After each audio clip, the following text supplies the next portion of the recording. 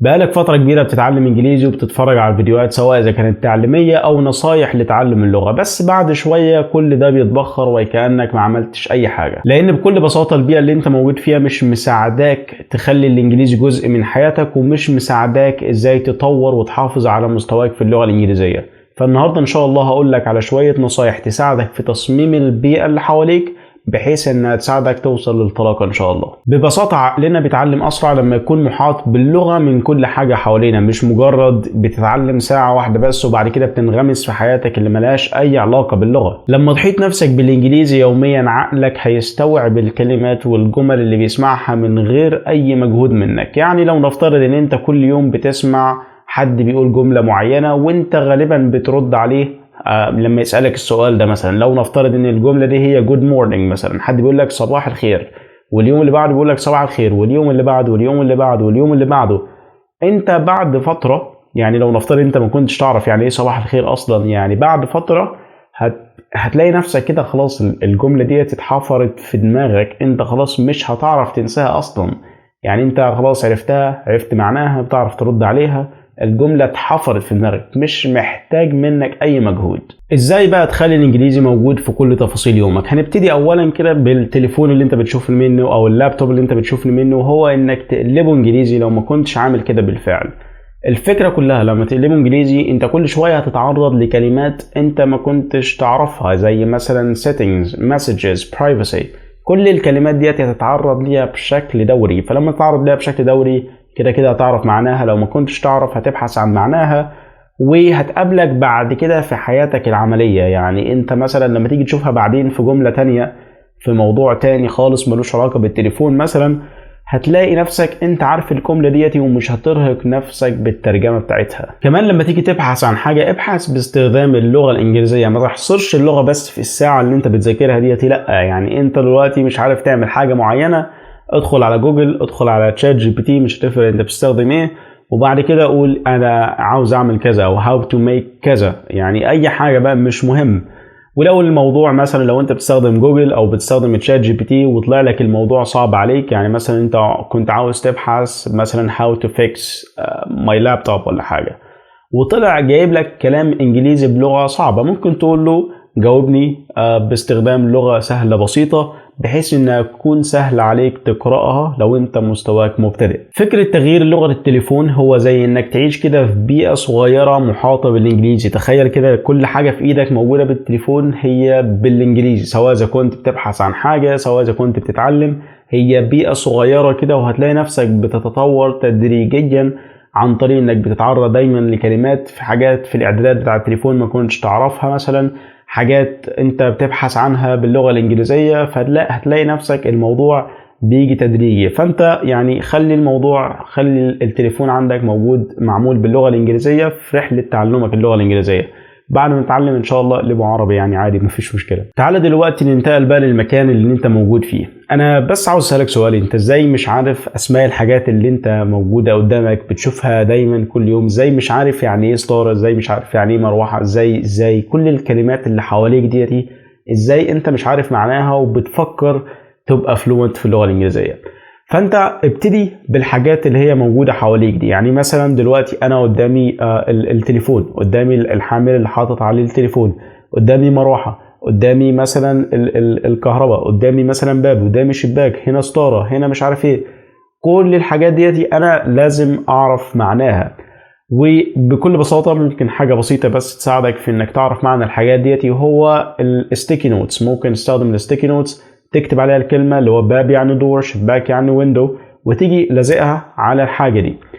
وبعدها يعني انت لما تشوف الحاجة دي قدامك وانت كده بتشوفها لان انت موجود في اوضتك دايما، هتعرف الكلمات دي. وابدأ استخدم الحاجات اللي موجودة حواليك في جمل. يعني مثلا دلوقتي انا قاعد اهوتي وبفكر، مثلا ممكن اقول I should draw the curtains، I close the door مثلا. كل الكلمات ديتي او كل الجمل والتراكيب اللي بتستخدم مع الحاجة حواليك انت لازم تستخدمها. عايز اقول لك ان الاوضة بس اللي حواليك ديتي ممكن تتكلم، تقعد ساعات وساعات تتكلم بس عن الاوضة اللي انت قاعد فيها ولوحدك كمان.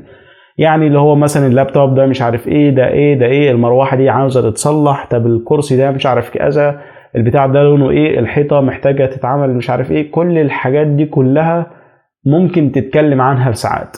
فانت ابتدي كده بكل حاجه حواليك، سميها، هات ستيكي نوتس الزقها على كل حاجه موجوده عندك.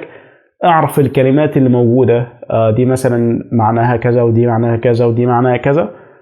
ممكن تبتدي بشكل تدريجي، يعني انت عندك 100 حاجه حرفيا موجوده في الاوضه، مش لازم تكتب بالمية في وقت واحد. يعني ابتدي كده 5 10 حاجات 10 حاجات، اعرفهم وبعدها استخدمهم، وبعد كده انتقل لغيرهم. يعني بكل بساطة لو انا انتهيت من الأوضة اللي انا موجود فيها دلوقتي، ممكن اروح مثلا لأوضة النوم مثلا، بعد كده ممكن اروح للحمام، للمطبخ. اعرف كل حاجة الاول انا بستخدمها بشكل يومي، ادواتي الشخصية، الحاجات اللي انا بستخدمها بشكل دوري.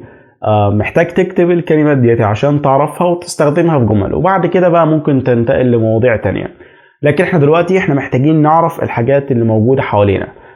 كذلك الحال لو انت موجود في الكلية مثلا، اعرف اسماء الحاجات، يعني ايه مدرج، يعني ايه مثلا الدكتور بتاع الكلية اسمه ايه، مثلا المواد اللي عندك، الحاجات اللي هي موجودة في الكلية وبتشوفهم دايما. كمان لو انت موجود في الشغل، شوف برضو الحاجات ديت، يعني شوف انت موجود فين، وحاول توصف المكان اللي انت فيه بكل تفصيل عندك. يعني حاول تستخدم كلمات فيه، وحاول تستخدم فيه جمل على قد ما تقدر قوي. يعني لحد دلوقتي احنا اتعلمنا نوصف كل حاجة حوالينا. دلوقتي جاء دور بقى انك تبدأ تفكر شوية بالانجليزي. يعني ايه تفكر بالانجليزي؟ بكل بساطة، انا قاعد دلوقتي وحاسس ان انا جعان شوية، بدل ما اقول ان انا جعان مثلا ممكن اقول I'm hungry. وكمان دلوقتي بتفرج مثلا على حاجة وشفت حاجة كويسة، واو this is awesome. ويعني الفكرة ان انت تبدأ الكلام اللي هو بيجي في دماغك ده، يعني حاول تطلعه على هيئة كلام باللغة الانجليزية. ولو مش عارف، عندك تشات جي بي تي، عندك يوتيوب مثلا اللي هو how to say كذا، او how to describe اي حاجة. وحاول يعني اللي هو توصف كل حاجة، وبعدها تبدأ تفكر الكلام البسيط. وبعد ما تنتقل بقى من الكلام البسيط الحاجات بقى، يعني الموضوع ده طبعا لازم يجي بشكل تدريجي، وبعدها انتقل بقى للحاجات اللي هي الكبيرة شوية، المشاكل الكبيرة شوية. يعني اللي أقصده، لو نفترض دلوقتي إنك عندك مشكلة مع تعلم اللغة الإنجليزية، يعني بدل ما تقعد تلوم نفسك وتجلد ذاتك، يعني ممكن تجلد ذاتك باللغة الإنجليزية، وهو إنك تفكر بصوت عالي شوية. يعني تقول المشاكل والحلول بتاعتك، والحلول اللي انت شايفها باللغة الإنجليزية. مثلا تقعد كده وتقول I need to practice more, I need to put in more effort, and be consistent. يعني ممكن تتكلم كده مع نفسك شوية. الكلام اللي هو يعني زي ما بقول لك أسئلة نص الليل، برضو الحاجات اللي هي زي كده حاول تترجمها، حاول تقولها باللغة الإنجليزية. لو مش عارف ترجمة حاجة معينة زي ما قلت لك، حاول تترجمها، حاول تشوف تشات جي بي تي، اي حاجة حاول تستخدمها بحيث انها توصل لك المعنى اللي جواك، المعنى اللي انت عاوز تقوله. فده بكل بساطة كده التفكير باللغة الإنجليزية على السريع. يعني وهو انك يعني الكلام اللي بيطلع منك، او الكلام اللي انت بيدور في دماغك، حاول تقوله باللغة الإنجليزية. طبعا الموضوع في الاول كده، يعني لو احنا لسه قايلينه من شوية كلمة I'm hungry، اللي هو انت جعان. عشان تقول الجملة دي أصلا، يعني في الأول كده لو أنت يعني مش بتمارس اللغة الإنجليزية، هتاخد وقت شوية عبال ما تقول حاجة زي كده، مع إنها سهلة جدا، لكن مع الوقت إن شاء الله هتيجي. فكرنا كتير صح؟ محتاج بقى إن أنت تشارك وصفك لكل حاجة حواليك، محتاج تشارك أفكارك دي مع حد. فأنت لو عندك فرصة إنك تتكلم مع حد نيتيف، مش ما تترددش، ابدأ اتكلم. ما عندكش فرصة، شوف صديق ليك يكون بيتعلم اللغة الإنجليزية برضو، وابدأوا تتكلموا مع بعض وشاركوا أفكاركم مع بعض. غير كده ممكن تتكلم مع نفسك قدام المراية، ممكن تصور لنفسك فيديو، وسواء إذا كنت عايز تشيره ولا لأ. أنا قعدت فترة كنت بصور لنفسي بشكل يومي وبشير على اليوتيوب، يعني وأنا بتكلم إنجليش بس، ووقتها كان الإنجليزي بتاعي مش أفضل حاجة، فكنت بشير على اليوتيوب. الحقيقة ما كانش في حد بيتفرج عليا ولا حد كان يعرف فيديوهاتي، أنا كنت بشير الفيديوهات من غير عنوان كمان، يعني فكانت بتشير بتاريخ اليوم.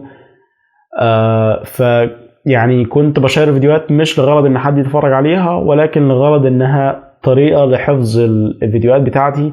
ما كنتش بقول فيها حاجة خاصة قوي، يعني كنت بتكلم عادي بشكل طبيعي بكاميرا اللابتوب اللي هي كاميرا تعبانة خالص. فكنت بشير الفيديوهات بحيث ان انا اتابع تقدمي هناك يعني. كمان ممكن تستخدم تشات جي بي تي، هيساعدك كتير جدا في انك تتكلم، وهتلاقي نفسك برضو حسنت موضوع الطلاقة. ان شاء الله هيكون في فيديو طويل عن موضوع ازاي تمارس اللغة الانجليزية لوحدك او حتى مع ناس. كمان لو كان ليك هواية او حاجة معينة انت بتحب تعملها في وقت فراغك، حاول تخلي للانجليزي نصيب منها. يعني لو نفترض دلوقتي انك بتحبي الطبخ مثلا، بكل بساطة ممكن تبحث عن بعض الأكلات باللغة الإنجليزية وهتلاقي حاجات جديدة طبعا، يعني لأن هم ثقافة تانية ودنيا تانية، فتلاقي حاجات جديدة ممكن تتعلم أو تتعلمي منها. كمان لو بتتفرج على الكورة، بدل ما تقعد ساعتين مثلا تضيع حياتك، ابتدي كده واتفرج على ماتش بالتعليق باللغة الإنجليزية، هتلاقي نفسك يعني بتستفاد إن شاء الله على المدى البعيد. مش من أول ماتش كده هتستفاد طبعا، ممكن تطلع بكلمة أو اتنين في أول ماتش. بس يعني بكل بساطة أي حاجة أنت بتعملها في حياتك خلي الإنجليزي نصيب منها. بتحب أي حاجة، ابحث عن إزاي تطور المهارة دي باللغة الإنجليزية عشان يطلع لك نتائج باللغة الإنجليزية وعشان تتطور أكتر إن شاء الله. زي ما قلت لك الإنجليزي هو مش مقتصر بس على الساعة اللي أنت بتذاكرها في كل يوم، لو كنت بتذاكر يعني ساعة، آسف بس يعني حاول تخلي كل حاجة محاطة حواليك باللغة الإنجليزية عشان تسرع من عملية تعلمك للغة الإنجليزية. الفكرة كلها بأنك تحيط نفسك باللغة بأكبر قدر ممكن وانت على وعي بكده. يعني في ناس موجودة أصلا في بلاد بيتحدثوا اللغة الإنجليزية وهم ما يعرفوش أي حاجة غير الكلام البسيط جدا اللي هو yes و no 1 2، كل الحاجات ديت هم بس اللي يعرفوها. لكن يعني انا عاوزك انت تحيط نفسك باللغه وانت موجود في بلد مش بتتكلم اللغه الانجليزيه، بس تكون على وعي انك بتعمل كده بغرض التعلم، مش عشان بقى اللي هو تنسى هويتك ولا اي حاجه من الكلام ده. بس كده، وده كان الفيديو بتاع النهارده. اتمنى تكونوا استفدتوا ولو بشيء بسيط. بس كده، وشكرا للمشاهده، والسلام عليكم ورحمه الله وبركاته.